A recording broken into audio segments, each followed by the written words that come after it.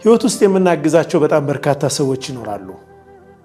ምናልባትም አላህ ሪዝቃችንን እየሰጠን ያለ በመንረዳቸው ወላጆቻችን ምክንያት ይሆናል። ሁሌም በቋሚነት ቋሚ የሆነ መድኃኒቱን የምንሸፍንለት አንድ ምስኪን ይኖራል።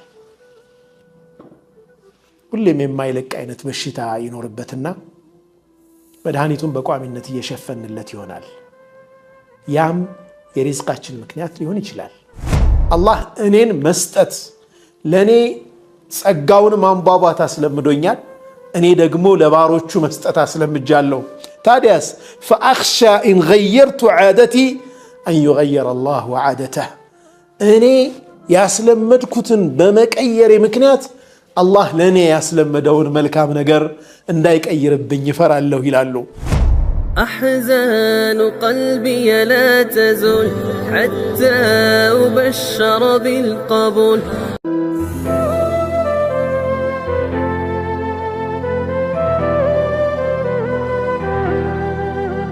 بسم الله الرحمن الرحيم.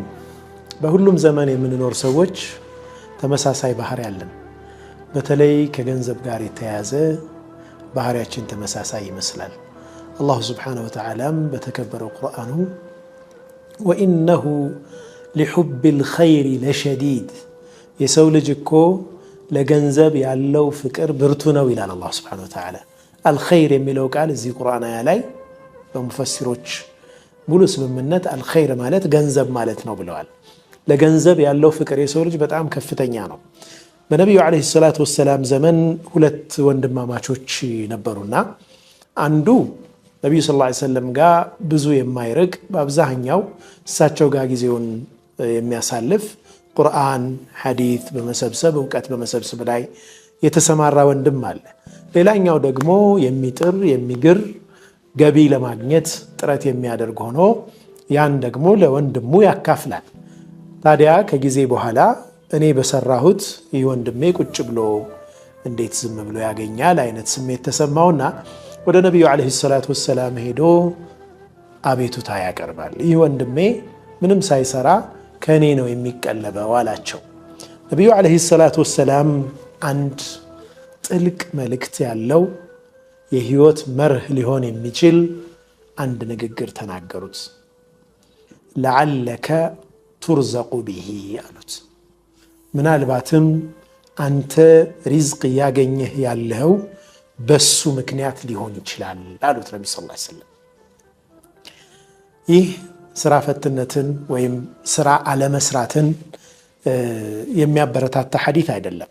ምክንያቱም ነቢ ሰለላሁ ዐለይሂ ወሰለም ይህንን የተናገሩት ስራ ሰርቶ በሚሰጠው ሰው ነው፣ ስራ ለማይሰራው ሰው አይደለም። ስራ የማይሰራው ሰው ደግሞ ሌላ በር አለው። ዲንህንም ተማር ራስህንም ቻል የሚባልበት ሌላ አለ። ይህን ሰውዬ ግን ሰጪ ስለሆነ ለዓለከ ቱርዘቁ ቢሂ አሉት ነቢ ሰለላሁ ዐለይሂ ወሰለም። ምናልባትም አንተ ሪዝቅ የምታገኘው በሱ ምክንያት ይሆናል አሉት። ህይወት ውስጥ የምናግዛቸው በጣም በርካታ ሰዎች ይኖራሉ። ምናልባትም አላህ ሪዝቃችንን እየሰጠን ያለ በመንረዳቸው ወላጆቻችን ምክንያት ይሆናል። ሁሌም በቋሚነት ቋሚ የሆነ መድኃኒቱን የምንሸፍንለት አንድ ምስኪን ይኖራል። ሁሌም የማይለቅ አይነት በሽታ ይኖርበትና መድኃኒቱን በቋሚነት እየሸፈንለት ይሆናል። ያም የሪዝቃችን ምክንያት ሊሆን ይችላል።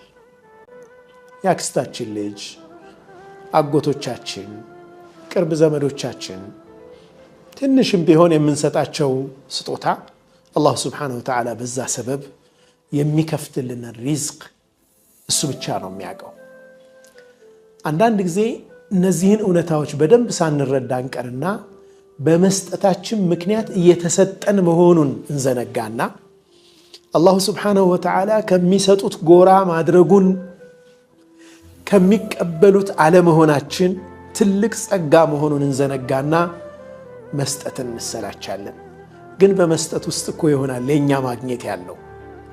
በመስጠት ውስጥ ይሆናል የኛ ማግኘት ያለው። ያን መዘንጋት አያስፈልግም ለማለት ነው። አንድ አብዱላህ ብኑ ጃዕፈር የሚባሉ ሰው ያሉትን ላንሳ። በጣም ከፍተኛ ሰደቃ የሚሰጡ ሰው ናቸው። በነገራችን ላይ ከሰለፎች ዘካ የማይወጅብባቸው ሀብታሞች አልፈዋል ይባላል። ምክንያቱም ዘካ ለመውጀብ ሐውል መሙላት አለበት፣ 1 ዓመት መሙላት አለበት። 1 ዓመት ሊሞላ ከመቻሉ በፊት ወይም 1 ዓመት ከመሙላቱ በፊት ሰደቃ ሰጥተው ይጨርሳሉ። በሚቀጥለው ዓመት ገቢያቸው ለዘካ የሚበቃ ያክል ይሆናል። ግን ዓመት ከመሙላቱ በፊት ደግሞ አውጥተውታል። ያን የዛ አይነት ቸር ሰዎች አልፈዋል። እኒ አብዱላህ ብን ጃዕፈርም እንደዛው አይነት ሰደቃ በመስጠት የሚታወቁ ናቸውና የቅርብ ዘመዶቻቸው እባክህን ቀንስ አበዛሃው ይሏቸው ነበር። ሱብሃንአላህ። አንዳንድ ጊዜ እንዲህ አይነት ሰዎችም አሉ። የሚሰጠው ሰው ሳይሰለቸው፣ የሚሰጠው ሰው ሳይሰስት በዙሪያው ያሉት ሰዎች ስስት ውስጥ ይገባሉ። እሱ ለሰጠው እና እባክህ ቀንስ ይሏቸዋል። አብዱላህ ብን ጃዕፈርን ምን አሉ? ለቀድ ዓወደኒ አላሁ ዓደተን ወዓወድቱ ዒባደሁ ዓደተን። አላሁ ስብሓነሁ ወተዓላ ያስለመደኝ ልምድ አለ፣ እኔም የሱም ባሮች ያስለመድኩት ልምድ አለ። አላህ እኔን መስጠት ለእኔ ጸጋውን ማንቧቧት አስለምዶኛል፣ እኔ ደግሞ ለባሮቹ መስጠት አስለምጃለሁ። ታዲያስ ፈአኽሻ ኢን ገየርቱ ዓደቲ አን ዩገየረ አላሁ ዓደተህ። እኔ ያስለመድኩትን በመቀየሬ ምክንያት አላህ ለእኔ ያስለመደውን መልካም ነገር እንዳይቀይርብኝ ይፈራለሁ ይላሉ። ለዓለከ ቱርዘቁ ብሂ፣ ምናልባትም በሱ ምክንያት ሪዝቅ እያገኘህ ይሆናል። የህይወት መርሃችን ይሁን የምንረዳቸው የምናግዛቸው ደካሞች ምናልባትም አላሁ ስብሓነሁ ወተዓላ እኛን አከፋፋዮች አድርጎ ሹሞን ይሆናል። ነገ እኛም ሰዎች እጅ መውደቃችን እርግጠኞች አይደለንም። ለዚህ ነው ነቢዩ ሰለላሁ ዐለይሂ ወሰለም አላህ ባሮች አሉት ጸጋውን በእነሱ በኩል የሚያከፋፍልባቸው፣ እነርሱ ግን እምቢ ብለው ያን ጸጋ ማከፋፈል ሲያቆሙና ሲይዙት ኢንተዘዐሃ ሚንሁም ብለዋል። ከነሱ ይነጥቅና ሐወለሃ ኢላ ገይሪሂም ለሌሎች አከፋፋዮች ይሰጣል፣ ያን ጸጋ ያጡታል ብለዋል። ምናልባትም አላሁ ስብሓነሁ ወተዓላ የሰጠን ጸጋ እኛ ዘንድ እንዲቆይ ምክንያቱ የምንሰጠው መልካም ነገር የምናበረክተው መልካም ነገር ይሆናል። የተከፈተልን ሪዝቅ የተከፈተው እኛ ባስደሰት ነው ምስኪን ይሆናል። ያም መዘንጋት የለብንም ለማለት ነው።